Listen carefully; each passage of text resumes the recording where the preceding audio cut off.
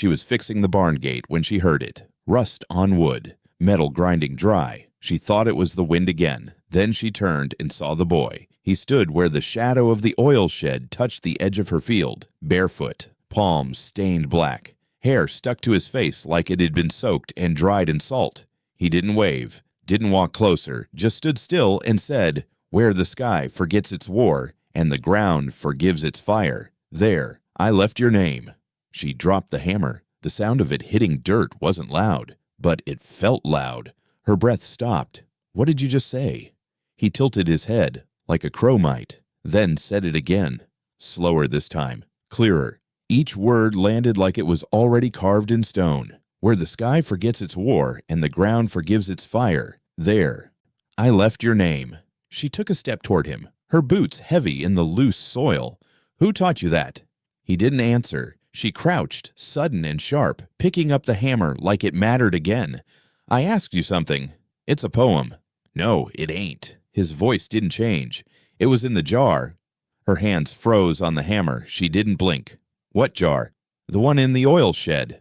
"That shed's locked." He shrugged. "Not to me." Her throat caught on something hard. She stared at him, trying to place him. He had the look of boys born wrong side of a ledger, clothes handed down so many times they'd forgotten color. He was maybe 10, maybe 12. Hard to say. "You from around here?" He shook his head. "From before here." "That's not an answer." He didn't give another one, just turned toward the shed. She stood slowly, muscles tight. Voice quiet now. "Wait." He waited. She stepped forward again, slower this time, like something between her ribs needed time to catch up. "That poem, say it one more time." He looked her dead in the eye and spoke it without blinking. "Where the sky forgets its war and the ground forgives its fire, there, I left your name." Her chest went still. 14 years ago, her husband wrote those words on the back of a torn envelope. Only once. It wasn't the kind of thing he'd share with anyone. He'd whispered it to her the night before he left, pressed it into her hand, still warm from the stove, said it wasn't finished, but it was true. They buried him 6 months later. She'd burned that envelope after the funeral, watched the fire eat every line of it, not out of anger, not even grief, just something deeper, something without name. Now the boy stood here, saying it back to her like the ink never turned to ash. "Who gave you that?" He scratched the back of his neck with one hand. The dirt beneath his fingernails looked like oil. "Was already in there." "In the shed," he nodded. "That shed's been sealed since before you were born." He shrugged again. "Still there." She studied him. There was nothing on his face. Not mischief, not fear, just calm. Like he didn't understand what he'd just done to her insides. "You got a name?" He looked past her, toward the barn, toward the field beyond it. "They call me Oil Boy, or Tack." "Those ain't names." "Don't need one," he said. She walked toward him without thinking, close enough now to see the smudged pattern on his shirt, a faded patch sewn by someone with thick hands and bad eyes. The kind you only get from working hot metal or rail. "Where you live?" He didn't look at her. Under what?" He finally blinked. "Depends the season." The way he said it didn't sound like a joke. It sounded like the truth. She reached out, not to touch him, just to feel the air he was standing in. It was colder than hers. "Show me the jar." He nodded once, then turned, walked toward the shed without waiting for her. She followed, hands still trembling, though she kept them at her sides like nothing was wrong. The oil shed had once belonged to her father-in-law, before he lost the land in trade for war bonds and secrets. The door hadn't been opened since the day they buried the boy's namesake. She knew because she'd sealed it herself. 3 nails, crosswise, rusted shut on purpose. Now it stood cracked, not wide, but enough to see the darkness breathing inside. She stepped past him and pulled the door fully open. The light cut across barrels and thick wooden beams. Dust floated like ash. "Where?" The boy didn't enter, just pointed to the far right corner where sawdust had settled into a small hill. She knelt, brushed it back with her hand. The smell hit her fast. Old oil, vinegar, and something sweet beneath it. Her fingers struck glass. She pulled it up. A mason jar. The kind used for peaches, but this one held folded paper inside. Still dry. She opened it. The handwriting was his. She knew it, like she knew her own skin. Slanted, neat, looped too tightly on the G's, just like the envelope. But this wasn't the same paper. It was newer, whiter, unburned. At the top, in black ink, the words again. Where the sky forgets its war and the ground forgives its fire, there I left your name. She didn't speak, just stared, heart breaking wide in her chest, but no sound came out. Beneath the poem, a date, last month. She turned slowly. The boy was gone. She stood, clutching the jar, walked out into the field, eyes scanning for him, for a trail, a shadow, anything. The sky above her was still. No wind, no birds. She knelt in the dirt. Her knees hit hard. She looked at the poem again, then whispered, "Where did you hear this?" The voice behind her was smaller than before, but clear. "In the jar," he said again. She turned her head. He stood right behind her now, hands open, eyes soft. "You told me to remember it," he said, and something in her cracked. "You're lying." He shook his head. "I only lie when I sleep." She stared at him. He stared back. "Then what are you?" He thought for a long time, then said, "I'm just the part that came back." Her breath caught, and she whispered, "Then what didn't?" He didn't answer, just pointed to the jar, and the ashes still stuck to the fold she hadn't touched yet. She clutched the jar like it might slip through time if she loosened her grip. The glass felt cold, wrong, like it hadn't been sitting in sawdust for years, but minutes. "Who put this here?" she whispered. The boy tilted his head again. "He's not buried where they said." She stood up fast. Too fast. Her knees buckled for a second. She steadied herself on the doorframe of the oil shed, heart dragging behind like it couldn't keep up with the rest of her. The jar stayed pressed to her chest. "That grave's got a stone. Got a casket. Got a flag over it." He didn't flinch. "Got no body." She stared at him. "You saying they sent me back wood and metals? No bones?" He nodded. Her voice dropped. "Who told you that?" He looked at her, eyes round, voice still too calm. "The man who used to be him." She stepped toward him. "You watch your mouth." "I am." She didn't realize she was still holding the hammer until it tapped her leg. She dropped it again. Let it stay down this time. "You're not making sense." "I am to me." "That don't count." He pointed to the jar. "You read the date?" She hadn't. Her fingers trembled as she lifted the folded page out. Ink faded, but not by time. It looked watered, like someone had cried through the writing. At the bottom, clear as her name on a tax bill, was the date. Last month. She swallowed hard. "This paper's new." "Yeah." "This ain't the one I burned." "No." She touched the edge of the fold again. Her husband's handwriting. Not copied, not mimicked, not close. The same. Same pressure, same tight loops. Same slant, like he leaned too hard into words he couldn't take back. "Why now?" she whispered. "'Cause you ain't done." She looked up.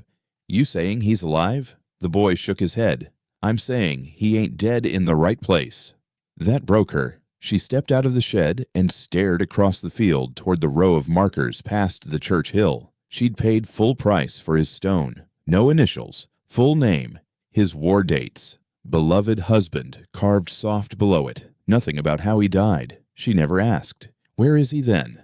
The boy didn't answer. She turned to him. "Where?" He looked toward the trees. "Not far." Her hands gripped the jar tighter. She could hear the rattle of paper inside. "You said it was in here when you found it." He nodded. "Was buried in the sawdust." "You dig it up?" "No."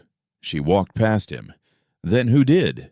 The boy followed. "Don't need to dig what's already waiting." She didn't like that answer, didn't like the way it settled in her gut like old coffee. Back in the kitchen, she wiped the jar clean, set it on the table like a centerpiece. The folded page inside looked wrong against the wood. Too clean, too alive. She opened the drawer by the stove, pulled out the envelope she'd kept since the funeral, the one from the government. Form letter, condolence stamped. The ink had long since browned. She held the two side by side. The poem was only in one, and it wasn't the one they sent. The boy sat across from her. Not touching anything, just watching. "You seen this before?" she asked. He nodded. "Where?" He didn't blink. "When he gave it to me." She stared at him like that might be the moment he'd admit to lying. But he didn't. Who are you? I already told you, Tack. Or Oil Boy. She narrowed her eyes. Don't play dumb. I'm not dumb, he said. Then speak straight. I don't remember everything. She leaned forward. You remember a dead man giving you a poem. He nodded again. He asked me to keep it, said you'd come when it was time. Her jaw clenched. I didn't ask for any of this. I didn't either. That shut her up. For a minute, they just sat there. The wind scratched at the windows. The tea kettle didn't boil. She hadn't even lit the stove. How old are you? Old enough to carry it. Carry what? He pointed at the jar. You said he's not buried right. He's buried wrong. Same thing. No, buried wrong means something's left over. She stood suddenly. The chair creaked but didn't fall. You ever seen a man get folded into a box, carried out under a flag, and lowered with a rifle salute? No. I did. I know. You don't know anything. He looked at her. I know your name used to be stitched into his coat. She froze. Say that again. The boy pointed to her shoulder. Right there, you stitched it before he left. She touched her collarbone like it might still be there. She hadn't told anyone about that, not even the undertaker. She'd stitched her name into the lining of his coat where only he could find it, where it might survive whatever came next. You shouldn't know that. I do. Her voice broke without warning. You know what they did to him? I know what they made him forget. Her legs gave. She sat again, slower this time. The boy didn't look away. Why me? She whispered. 'Cause you're the one who stitched it. Outside, something banged against the barn wall. Neither of them moved. She picked up the jar again, held it like it could answer for itself. What am I supposed to do with this? He leaned back, quiet now. Find the rest of him.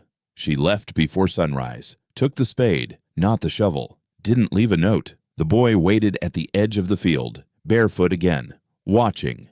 You coming? She asked. He nodded once. They walked to the church hill in silence. The path curled like it had something to hide. The grave sat between two older ones, half shadowed by a dogwood tree. Her husband's name was still sharp on the stone. No moss, no fade, just 4 words beneath it. He came back different. She set the spade down, stared at the dirt like it might speak first. You sure? The boy asked. No. She started digging anyway. By the time the sun climbed over the tree line, sweat ran down her spine. The boy stood a few feet away, tracing letters in the dirt with a twig. Every now and then he'd stop, squint at the stone, then go back to drawing. She was 4 feet down when a voice shouted from the slope. You lost your mind. She didn't look up. Go home, Clay. Her brother stomped down the path, fists tight, jaw tighter. You dig 1 more inch and I'm calling the sheriff. You won't. You don't know that. She stopped digging, turned. You didn't call him when they sent the wrong flag. You didn't call when the badge came back with no blood on it. So, no, Clay. You won't. His face went pale. That was years ago. And it ain't over. He looked at the boy. Who's that? No one you can stop. The boy didn't say anything, just blinked slow, like he was tired of being explained. You think you're going to find answers in there? Clay snapped. She went back to digging. Clay threw his hands up. You lose a child, you grieve. You lose a husband, you bury. But you drag ghosts. She didn't stop. Then help her leave. He left. The boy waited until his footsteps vanished. He was scared, the boy said. Of what? Of what's not in there? She didn't respond. The spade finally hit wood. Hollow. Too high. She dropped to her knees, dug with her hands. The dirt came up soft, like it wasn't sure it belonged. She cleared the top of the casket, brushed off the seal. Her hands paused on the latch. Don't breathe, she whispered. She opened it. It wasn't him. It wasn't anyone. Just firewood, dry, cut in lengths like bones, laid careful like someone meant it to look like a body but didn't want to fake it too well. And on top, a ring.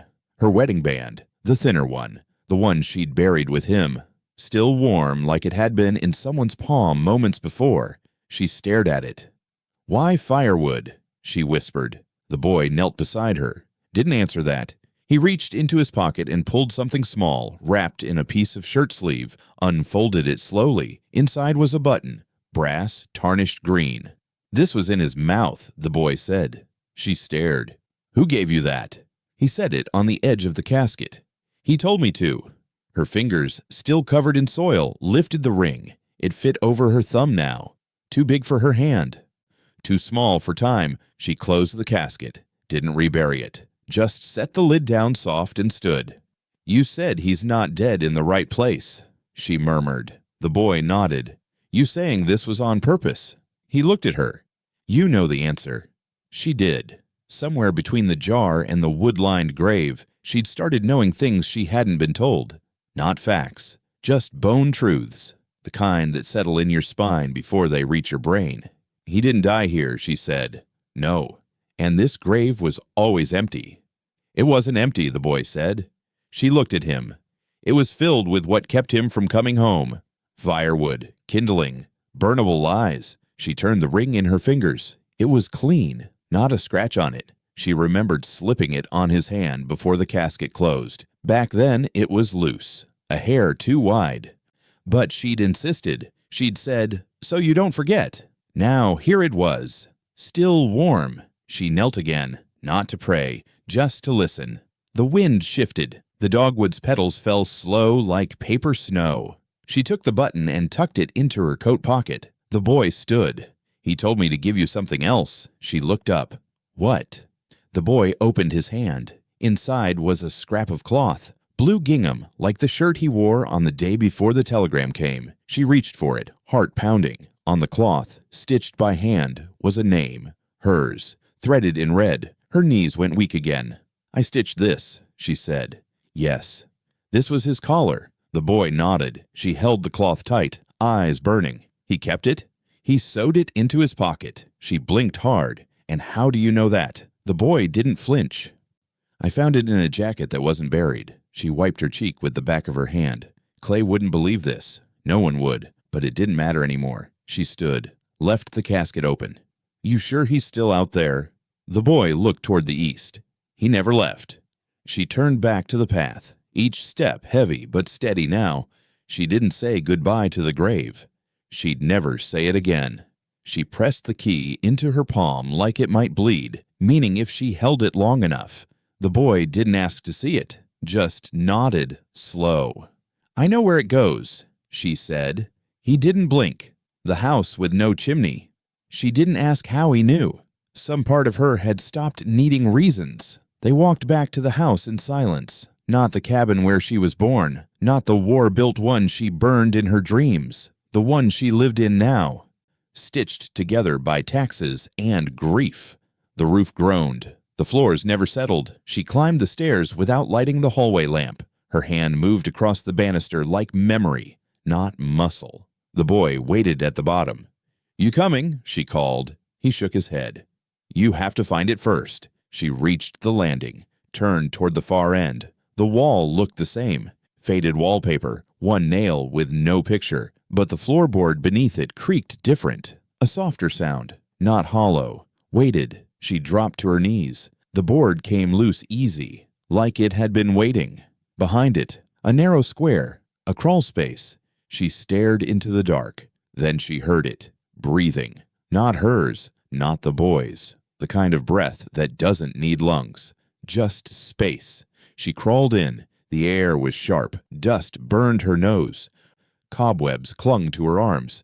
But she kept moving. Her hand struck something wrapped in waxed cloth, stiff and black with age. She dragged it toward the edge of light. It was heavier than it should have been. She unwrapped the cloth. Beneath it, the quilt. Wedding-sized. Hand-stitched in 12 rows. Each square meant something. The blue one, his favorite shirt. The brown, mud from the field he plowed his first year back. The yellow, her mother's apron cut without permission.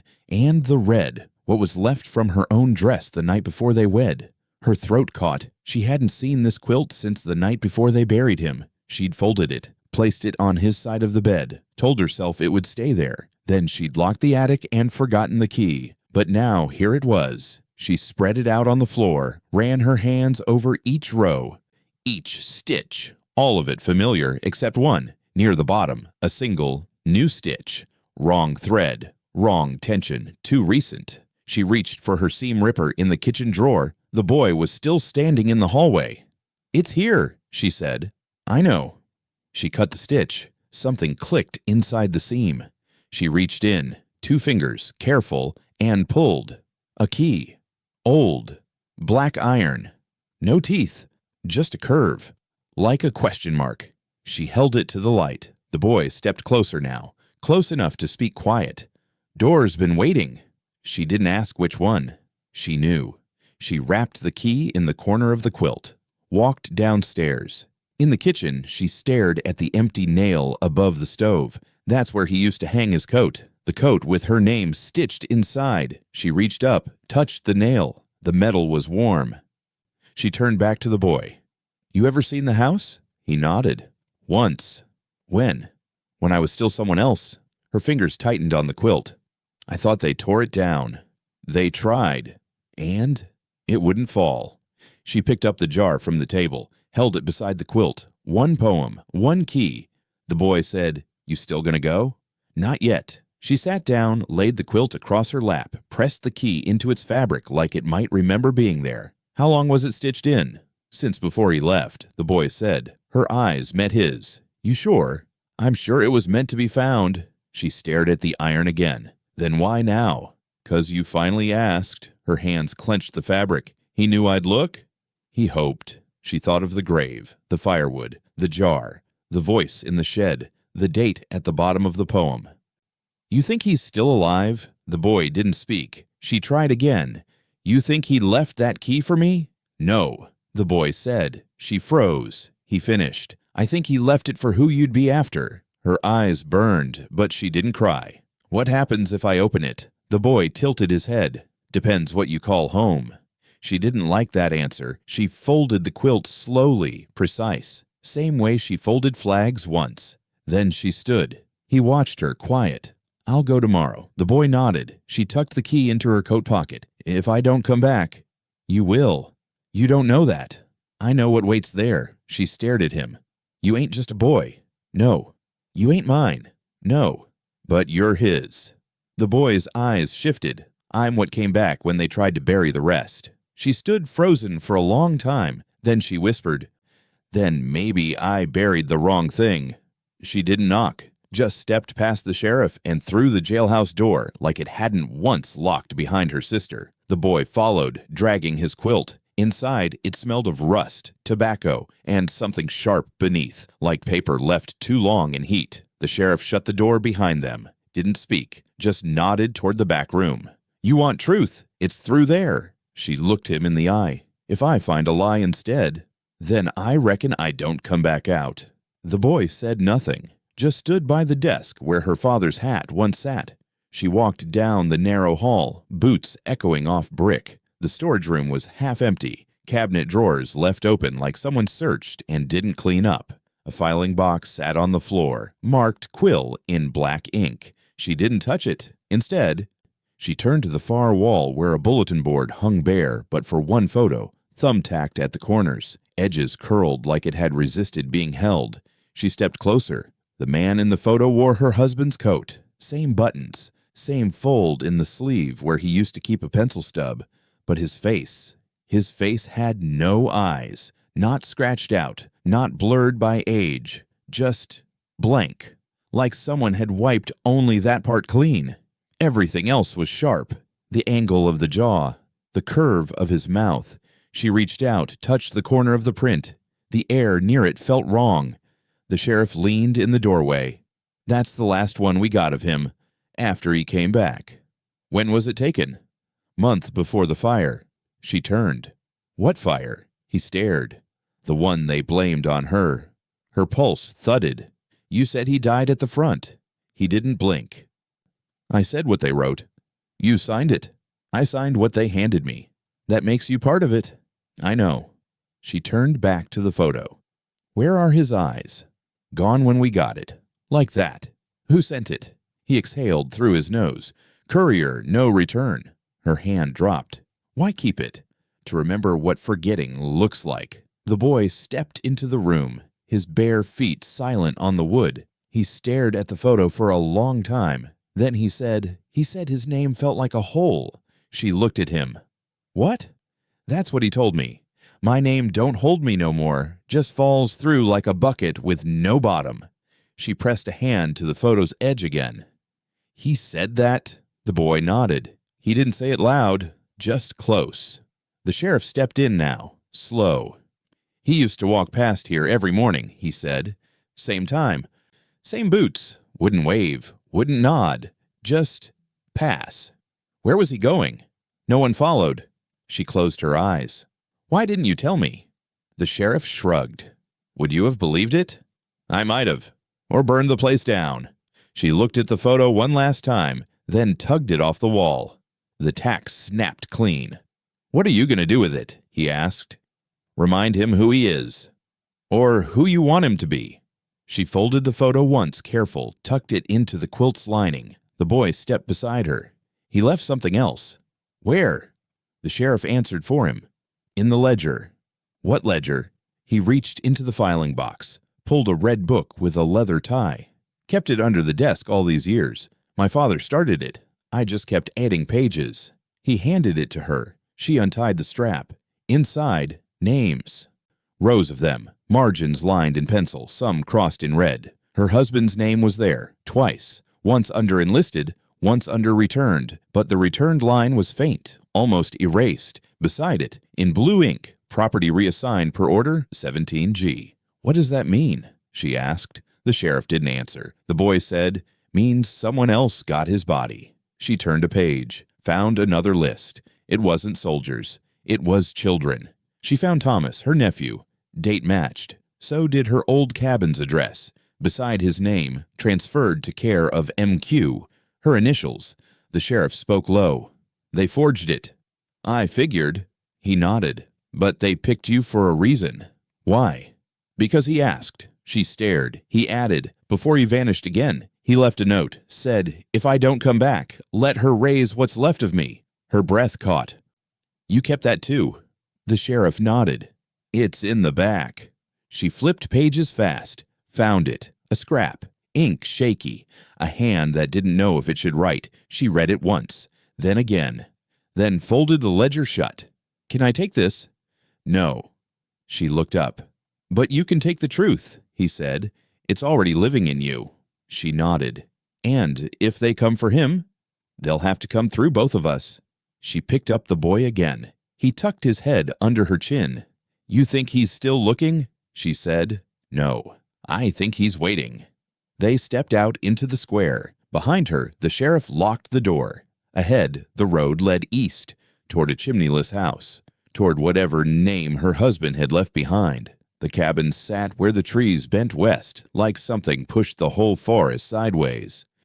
It looked smaller than she remembered, not older, just paused, like it had been waiting for her breath to catch up. The house had no chimney. Never did. He'd built it in a spring that ran too long, rain pooling into the walls before the roof even dried. She used to call it the quiet house. He called it their beginning. No stove, no fire, just them and quilts and wet pine creaking. Now the porch was caved in, the windows fogged with dust, but the door still hung on its hinges. She didn't use it. She stepped around the side, lifted the loose board by the east wall, and felt beneath. The floor gave a sound like memory, faint, dry, but not hollow. The boy waited near the tree line. You sure? He called. She didn't answer, just pressed the iron key into the seam between boards. It didn't click. It sank. Then the floor shifted. A breath pulled inward. She knelt, curled her fingers under the edge, and lifted. A panel rose. Beneath it, a space just big enough for a man to hide what mattered. Inside, stacked like they'd never been touched, were letters. She reached in and pulled the top one. The paper was soft with age, but not fragile. Postmarks stamped regular, year after year. First one, 3 months after the funeral. Next, a year and a day later. Then again. And again. Each sealed, each addressed to her. She sat down hard on the floor. Why didn't they come? She said aloud. The boy stepped closer. 'Cause they weren't meant to. She peeled one envelope open. Inside, his handwriting. Same loops. Same lean. The page smelled like pine smoke and ink. I saw a man wear my boots today. They looked too big on him, but he still walked like he earned them. That scared me more than dying ever did. She pressed the page to her knee. Opened another. I asked to come back. They said you'd already moved on. Said you stitched your name into someone else's collar. I know that's a lie. You never sewed unless you meant it. She blinked fast, but the wet didn't stop. The boy stepped through the door now. No invitation needed. You read them all? She asked. No. Why not? They weren't mine. She opened the last one, the newest. The ink bled through like it had rained on the page. If you find these, it means I failed. She read the next line out loud. Or it means they didn't. She looked up at the boy. Who's they? He sat beside her. The ones that kept the fire from this house. She wiped her nose on her sleeve. There was never a fire here. He pointed at the floor. Not outside. In here. Her fingers trembled on the paper. The signature was his. No doubt. No copy. She whispered, Then why didn't he come back? The boy didn't speak. She read the last line again. If you find these, it means I failed, she whispered. No, you didn't. Then stood. The quilt stayed folded in her arms, the key still warm in her pocket. She looked around the cabin. Nothing was broken, just paused. A tin cup still sat on the windowsill. A nail hung above the bed frame. Her apron was gone, but the hook remained. She stepped into the center of the room, lit a fire, not in a stove, on the floor. She laid the letters beside it, then watched the flame curl, slow and steady. The smoke didn't choke. It warmed. She turned to the boy. You said you came from under. He nodded. You meant this house. He nodded again. She touched the spot where the floor had given way. Then what else is under here? He looked toward the far corner. The name. She stepped over. Kneeling again, she peeled back the boards. There, carved into the foundation, shallow but clear, M. Quill. Her name. Before the war. Before the burning. Before the silence. I thought he forgot, she said. He didn't, the boy whispered. He hid it where only fire could find it. She sat there a long time. The smoke rose gently. The wind didn't shift. She pressed the last letter flat against her lap. I came back, she whispered. The boy rested his head against her shoulder. I know. She turned the letter over again. The corner had started to curl from heat, but the last page stayed dry. Tucked behind it, flat, stiff, was a photograph. She slid it out. It showed him standing in front of a barracks wall, one boot untied, posture still proud, but his shirt wrinkled like he'd been held too long somewhere he didn't belong. The date stamped bottom right, 1 month before the war ended. His eyes were scratched out, not blurred, not faded, scratched. 2 deep gouges dug like fingernails, the rest of his face untouched. She didn't breathe. On the back, written in the same hand as the letter, I remember her name now. She traced the words with her thumb, then looked at the boy sitting beside the quilt. Who did this? He didn't move. She showed him the photo. Why scratch out the eyes? They made him forget. She stared at him. Who's they? He pointed west. Where the trains stop, but the people don't. She let that sit in the room for a moment. Then, he wasn't the only one. Was he? The boy didn't blink. He was the only one who tried to write it down. She looked back at the photo. I remember her name now. She folded the image, slow, pressed it into the quilt's lining like it belonged there. Why scratch it out? They said the face would make it worse. Worse for who? For him, for you, for the ledger. She stood up. The fire had died, the ashes cold, soft. She scattered them. What ledger? The boy got to his feet. The one they write after memory fails. You mean the war log? I mean the one that lives under the governor's desk. She turned to him. How do you know that? I was there, he said. You said you weren't born yet. I wasn't, he answered. She opened the door. Cold wind swept through the cabin. It felt cleaner than before. She didn't look back. Get your boots, she said. I don't wear any. Then wrap your feet. He grabbed the quilt instead, dragged it behind him. They walked the field, boots and skin touching dirt. The sun wasn't out, but the clouds weren't sure if they were staying. It was that hour where everything looked like it might finally speak. She held the photograph in her coat pocket, pressed against her ribs. What else is west? She asked. The boy shrugged. Names that don't belong to the people carrying them. She stopped. What kind of names? Ones that were sold. She kept walking. Past the orchard, past the water tower, past the place where her husband carved her initials into the grain silo just to prove he could reach that high. They reached the tracks. Rust ran down both rails. The station was a mile back, but this was where people got off who weren't supposed to be seen. The boy crouched, put his hand to the ground. She's close. She, he looked up, the woman who took his name. She knelt beside him. You said they made him forget. He nodded. They took her from his memory and replaced her with a version they could use. She looked at the tracks. Why? 'Cause love don't serve orders, but shame does. She closed her eyes. What did they make him do? The boy was quiet. She looked at him. What? They made him write the wrong name on the certificate. Her breath caught. What certificate? He stared at her. The one that sealed the child. She stood. Fast. What child? You've already met him. The earth tilted. Just a little. She looked at the quilt in his hand. You're not saying. The boy didn't speak. She took a step back. He never met you. The boy's face stayed still. He didn't know you. He knew who I'd belong to, the boy said. She sat down on the rail. Wind picked up, carried a sound like bells, but there were no churches here. He left me something else, the boy said. She turned her head. He pulled something from his coat lining, a scrap of fabric, navy blue, rough cut. Inside, a second photograph, smaller, blurred from age. This time, her eyes weren't scratched out, but someone had drawn a red thread around her mouth. She took the photo. This was from our first winter. He nodded. We had one blanket. He nodded again. You weren't in this picture. I am now. She looked down at the tracks. The sky didn't change, but the air did.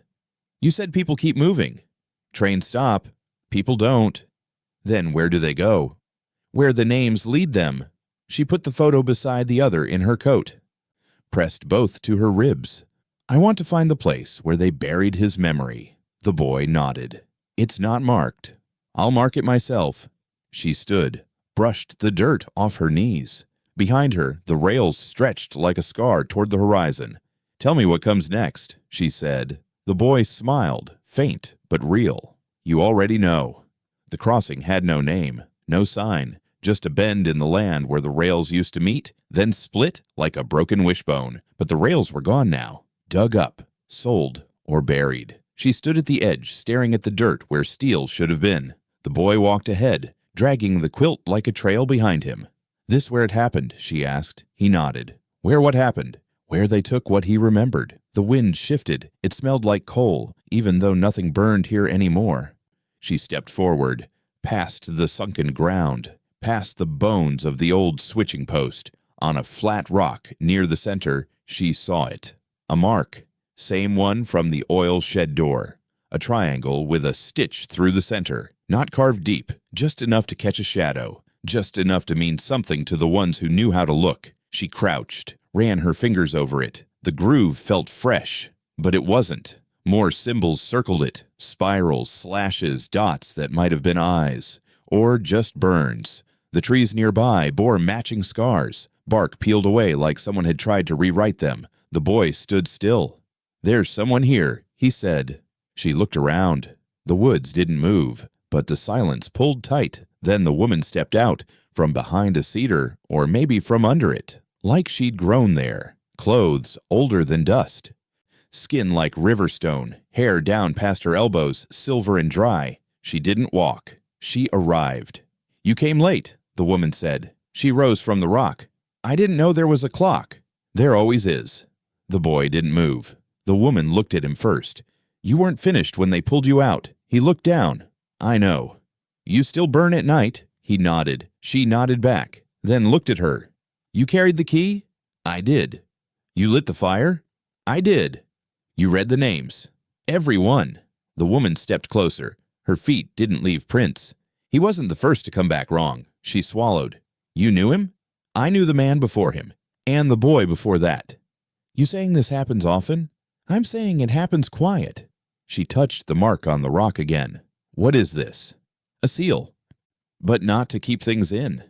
Then what? To keep them out of memory. Her throat tightened. She looked at the boy. You said he forgot me. The woman nodded.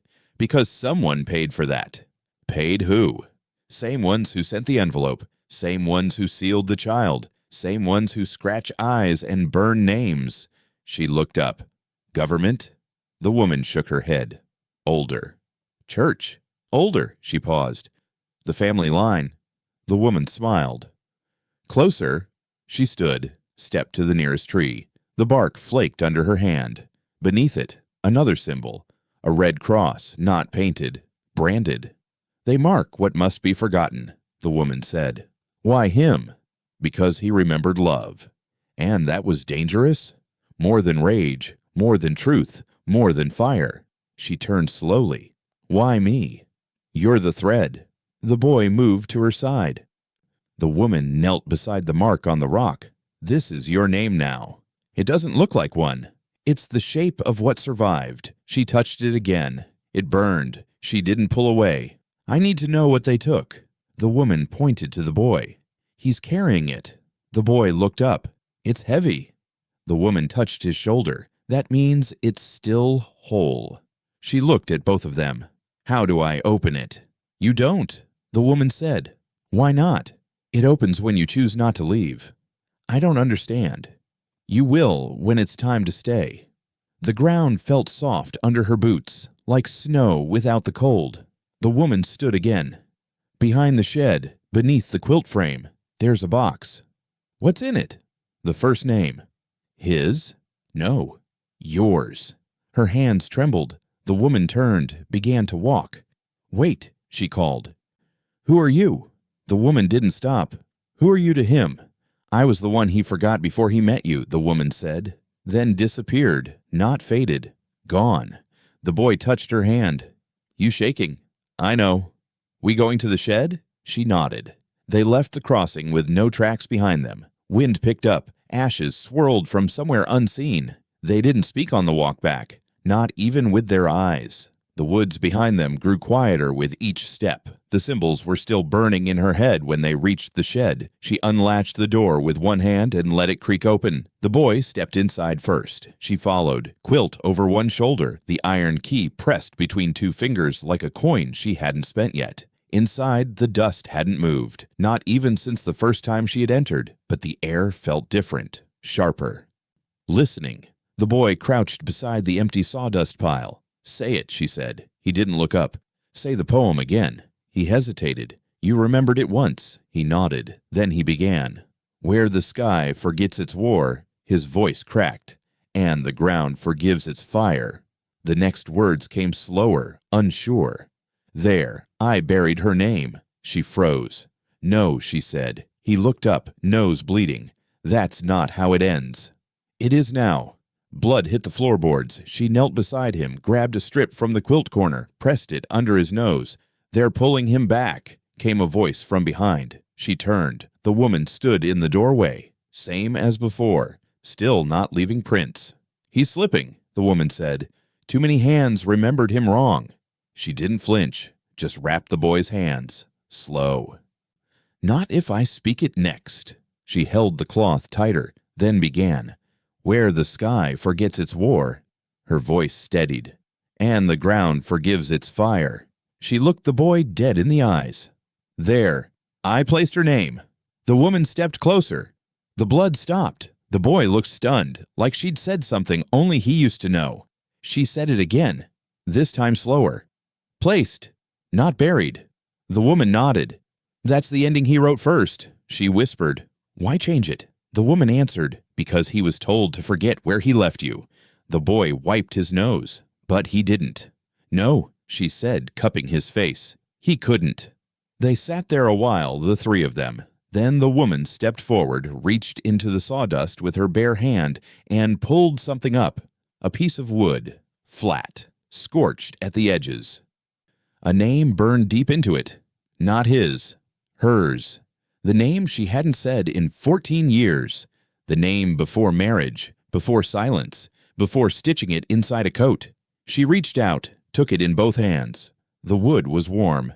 She pressed her thumb to the first letter. This is what he carried, the woman said. Not the badge. No. Not the poem? No. She stared at the mark. Then why'd they seal the child?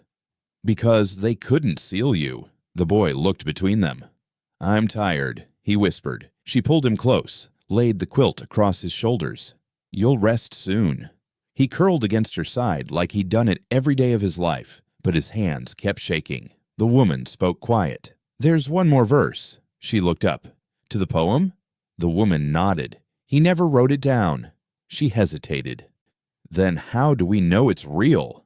Because you're the one who has to say it. Her mouth felt dry. The woman walked to the door but didn't leave. She turned to the boy. You want to try again? He nodded. This time his voice shook less. Where the sky forgets its war. He paused. And the ground forgives its fire. He looked to her. She said it with him. There, I placed her name. He added a line and carried it back whole. Her breath caught. That wasn't in it. It was supposed to be. She looked at the woman. You said it had to come from me. The woman nodded. But you gave him enough to carry it back. The light in the shed shifted, warmer now, like something let go. The boy leaned forward and set the burned nameplate on the floor. It didn't fall. It rested. She stared at it. If he remembered me. He did, the woman said. Then what happened? The woman finally stepped outside. Her voice drifted in like smoke. They broke the poem. The boy spoke next. They thought if they split the lines, no one would say them whole. She picked up the wood, held it tight. I said it. You did, the woman said. I finished it. You began it again. The boy closed his eyes, resting against her. No more blood on his face. No more shaking. You okay? She asked. He didn't speak, but his breathing slowed, deepened. I think he's sleeping, she said. The woman's voice was farther now. Then let him dream of what never got burned. The tack oil factory hadn't changed. Tin roof, half caved, vats rusted in place, weeds taller than the doors. But the fence was still locked, still wired shut like it held something in. She didn't bring the boy. She didn't bring the quilt. She brought the nameplate, the one burned with her name, and the matchbook from the drawer by the stove. The gate gave after one good kick. The wind pushed it open the rest of the way. Inside, the air smelled like tar and thyme. The floorboards moaned under her weight. Oil stains shaped like shadows darkened the corners. Her husband used to walk this floor with grease on his knuckles and sawdust in his hair. She found the center of the room, pushed aside the broken crate, bent to her knees. The matches felt soft from age. The first snapped. So did the second. The third lit. She dropped it. It fizzled out. She tried again. Nothing caught. She opened her hand, held another match between thumb and finger, then whispered his full name, slowly, like a prayer that wasn't hers. First name, middle name, last name. The air changed. The flame rose. Not fast, not wild, but steady. Blue at first, then gold. It didn't burn the floor. It burned the ledger, hidden beneath the boards, exactly where she remembered he used to keep it. She reached into the ash and pulled it out. The fire crawled across the cover but stopped before the pages. She opened it. Every name written in the same dark ink. Workers, men, soldiers, fathers, sons. Some crossed out, some circled. Her husband's name was last, written smaller, different ink, like it had been added after. She stared at it, then ripped the page. The flame flared. She held it until it blackened her fingertips, then dropped it into the center of the fire. Not yours anymore, she said. The fire didn't spread. It followed. Her footsteps. One small flame for every place her heel touched. She walked the perimeter of the room. The fire followed. Quiet, obedient. At the far wall, behind a cracked panel, she found the second ledger. This one bound in leather, no names outside. Inside, only numbers. And seals. One was stamped with the crest from the birth record, the pine cone sharp and black. Another bore the governor's personal mark, and under that, a single word, transfer. She turned the page. Underneath, two names. The boy's first name, her last, written in handwriting that wasn't hers. She touched it. It smudged. "Who signed this?" she whispered. The fire pulsed once, then stilled. She closed the book, dropped it in the fire. This time, it didn't burn. It hissed. She stepped back. The fire curled away from the ledger like it wasn't allowed. She knelt beside it and whispered her sister's name. The flames leaned toward her, then rose. A compartment in the floor clicked open. A steel drawer. She pulled it free. Inside, folded careful, was a baptism cloth. Blue thread, stained, and beneath it, a photo. The boy. Younger, wrapped in the same quilt. A hand on his shoulder, but the face above it was cut from the frame. She touched the corner and found a note. "He remembers too much. Take it from him before it spreads." So, she folded the paper. The S was drawn with a hook at the end. "Sheriff." She stood. The fire followed her again, all the way to the door. She turned once more. "Your factory's done," she said to the room. The flame moved to the vats. Just hovered. "Burn what you need," she added, then walked out. Behind her, nothing exploded. Nothing screamed, just heat. Soft, pulsing heat. At the fence, the boy waited. "You left me," he said. "You stayed warm," she replied. He nodded. "Did you find it?" he asked. She held up the photograph. "He had you once." "I know. But someone cut him out." The boy didn't respond. She handed him the picture. He held it like it might fold wrong if he breathed too hard. "That ledger had your name." His fingers tensed. "Mine." Next to mine. His eyes darkened. She knelt to his height. "You didn't come from nothing." "Then why'd they say I did?" "To keep you from looking." He nodded, quiet. She said, "You want to know who signed you away?" He looked up. "Sheriff," he said. She smiled, bitter. "You knew." "I always knew." She stood. The wind carried smoke now, but the factory didn't scream. Just burned inward, like shame. "We're going back," she said. "To the ridge. To the office. Records. And the man who thought I'd never read them." The boy reached into his coat and pulled out the strip of paper from the earlier file, the one her sister wrote. She unfolded it again. "If anything happens to me, give him to M. She will keep him safe. She knows the color." The boy whispered, "What color?" She touched the quilt on his back. "This one." She stood in the yard, quilt tight in her grip. The boy pressed to her side. The fire from the factory still traced the horizon, but the air had changed. It didn't smell like smoke anymore. It smelled like memory. The sheriff hadn't moved since the last word burned, still by the fence, still watching. But something in his eyes had shifted. Not fear, not anger, recognition. Then he spoke. "You were never supposed to read the last page." She froze. Not at the words, at the voice. It was him, not the sheriff. Her husband. Same rhythm. Same slow drag between syllables. Same hush he used when he whispered things meant for her alone. She stepped forward. "You don't get to do that." He didn't blink. "Do what?" "Use him." "I'm not." She shook her head. "You used his voice." He took another step closer. "I remember the cabin," he said. "The one with no chimney. I remember the corner where the water leaked, and you said it sounded like rain even when it wasn't." She stared hard. "You weren't there." "I remember your name in the coat lining." "Stop." "I remember the first thread you stitched was crooked. You said it meant luck." She felt her knees almost give. The boy squeezed her hand. "He's not lying," the boy whispered. "But he's not him," she said. "No," the sheriff said. "I'm not." "But he left something behind." She gripped the quilt tighter. "You don't get to wear his voice like a coat." "I didn't ask to," he said. She looked him in the eyes. "Then what are you?" He pointed to the boy. "Same as him." She didn't move. He stepped closer. "You think ghosts knock things over, slam doors, cry in the walls, but some just speak. You're saying he's in you." "I'm saying guilt don't die quiet." She pulled the boy behind her. "You want him?" she said. "Try me first." The sheriff stopped. "Don't want the boy," he said. "Then why come back?" "To tell you the page wasn't mine." She frowned. "What page?" "The transfer order." "You signed it." He shook his head. "No, I held the pen. But the hand weren't mine." She whispered. "Who?" He looked toward the smoke. "The same one who sealed the birth. The same one who changed the poem." "The governor?" The sheriff nodded. "He's never set foot on my land," she said. "But his ink has." She felt the weight of it then, not just in her hands, in the ground, the sky, the fence posts, every paper trail that led to silence. The sheriff stepped back, raised his hands. I didn't know what he took, not until your husband's voice started showing up in mine. Why now? Because you remembered. She looked down at the boy. He's not the only one who came back wrong. No, the sheriff said. Why him?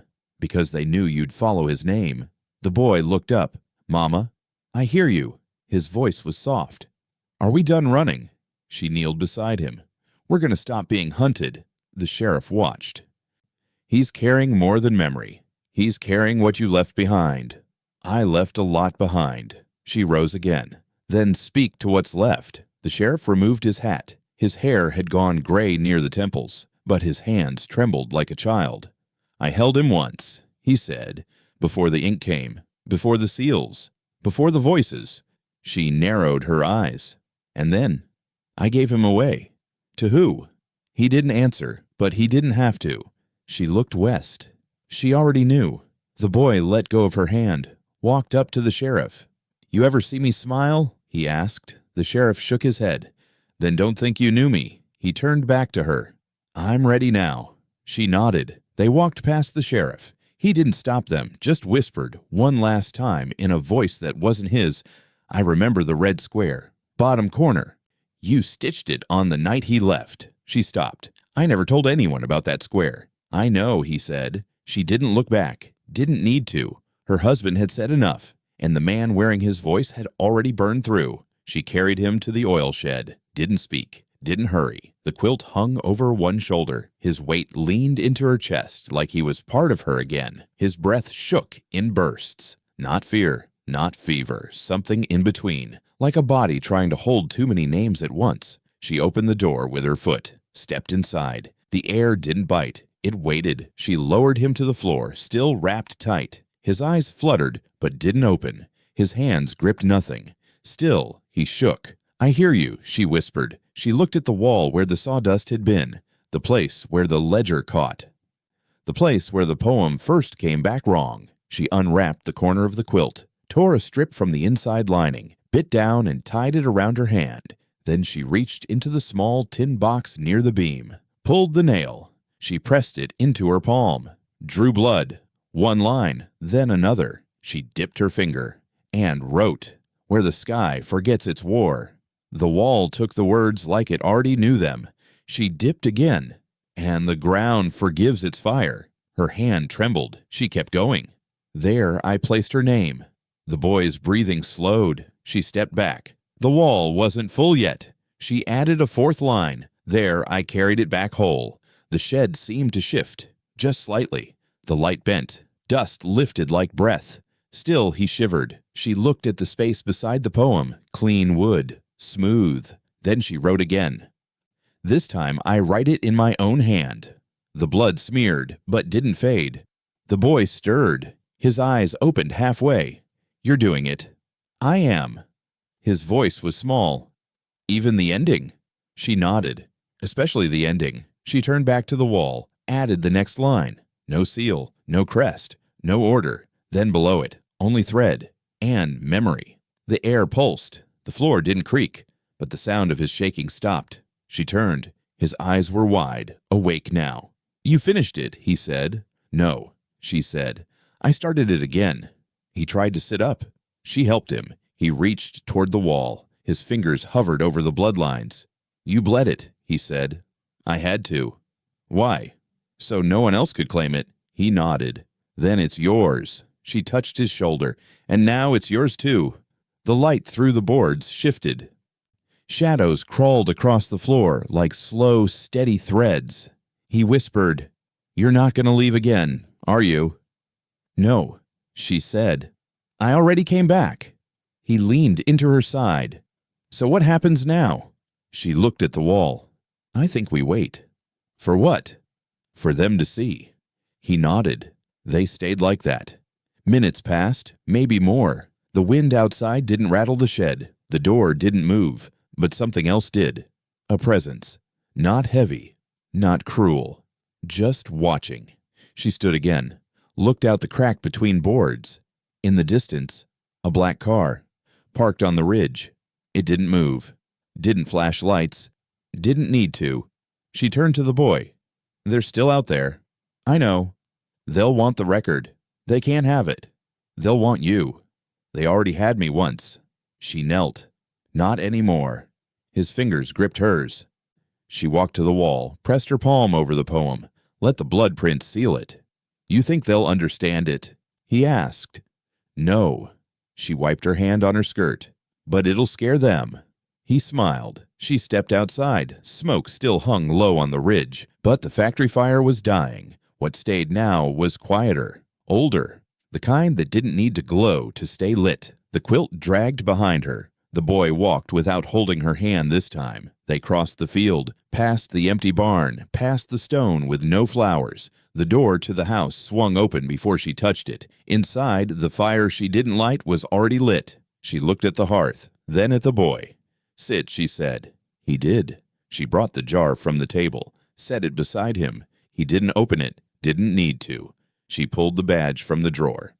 Held it once, then dropped it in the flames. It curled, cracked, bent in half, but didn't scream. He watched it burn. I didn't think you'd ever do that, he said. I was waiting for a reason. He nodded. She picked up the brush and dipped it in the ink pot beside the stove. You writing now? He asked. She didn't answer. She just opened the old family book, the one with blank pages, and on the first page, in her blood-dark handwriting, she wrote the poem again, line by line, no mistakes. When she finished, she wrote his name beneath it. First name, no last. She looked at him. Yours will come later, when you decide what it is. He nodded. What if I want to keep yours? She smiled. Then we'll share it. Outside, the wind didn't shift. It stilled. She closed the book, tucked it into the drawer where the ledger used to be. He curled under the quilt, quiet, eyes already closing. You sure you're safe now? She asked. His voice came small, already halfway to sleep. I think I was always safe, just didn't know who I belonged to. She wrapped the quilt tighter around him. Now you do. She rose, closed the door behind her, and for the first time in 14 years, it didn't creak. Morning came quiet. No bells, no boots on gravel, just smoke curling from the chimney of the oil shed, the one she rebuilt, brick by brick. No blueprint, no help, just memory and knuckles and threadbare will. Inside, the air was cold, but not bitter. She lit the fire early, let it breathe before the wind woke. The boy still slept, curled beneath the quilt. His breath was even, his hands didn't twitch. The name wall stood behind her, dry now, but the blood hadn't faded. She sat beside the fire, opened the book, the same one she'd tucked in the drawer, the one that once held laws, orders, ink that didn't tell the truth. Now it held only the poem, and a name beneath it, hers. She touched the page with 2 fingers, closed the cover. The boy stirred. He blinked slowly, then sat up, quilt still around his shoulders. His voice came softer, lower, different. Is it morning? It is. Feels like something ended. She smiled. It did. He looked toward the wall, then at her. What happens now? She reached into her coat pocket, pulled out the folded page, the same poem, her version, handed it to him. Your turn. He stared at the page. His fingers gripped it like it weighed more than paper. He unfolded it. The fire behind him lit the words. He read, slow. Where the sky forgets its war. He paused. His voice didn't shake. And the ground forgives its fire. He looked up at her. There I placed her name. His breath caught. Not from fear, from remembering. He read the last line, and carried it back whole, then added his own. No war in it this time, just names. He turned the paper, wrote 3. First, hers. Second, his. Third, blank. He looked at her. I don't know what to put. She nodded. Leave it open. For what? For who you become. He folded the page. Feels like it belongs here, he said, tapping his chest. Then keep it there. She rose, picked up the quilt, folded it slow, deliberate, placed it by the hearth. You ever gonna use it again? He asked. No. Why not? Because it did what it was meant to. He nodded. Think he'd be proud? She didn't answer right away. Then, he'd be quiet. That's how I'd know. The boy laughed, soft. The smoke in the chimney twisted once, then cleared. She looked out of the small window above the stove. No shadows on the ridge, no black cars, no one watching. He moved to the name wall, traced each word with his fingertip. You really wrote it in blood. I did. Why? So no one could write over it. He stared at the names. Do I carry this forever? She shook her head. You carry it until it stops being heavy. And then you teach someone else how. He turned back to her. You going to stay here? For now. You. I don't know yet. That's okay, she said.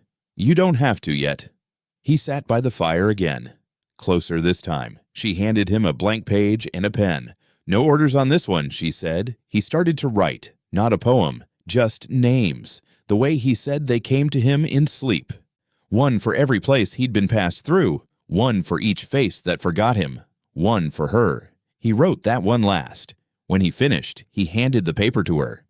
I don't want to keep this alone. She folded it, pressed it between the last pages of the book. They didn't say much after that. Didn't need to. The shed creaked in the right places again. The floor no longer held weight that didn't belong. She packed the matches, closed the jar. The boy stood and opened the door. Sunlight hit his face full on. He didn't blink. She stepped behind him, watched as he walked forward. No rush, no fear. He looked back once, held her gaze, then walked farther. She stayed by the door, let the fire burn low, then whispered, He wrote it in war. Folded the quilt once more, placed it by the hearth. And I wrote it to end one.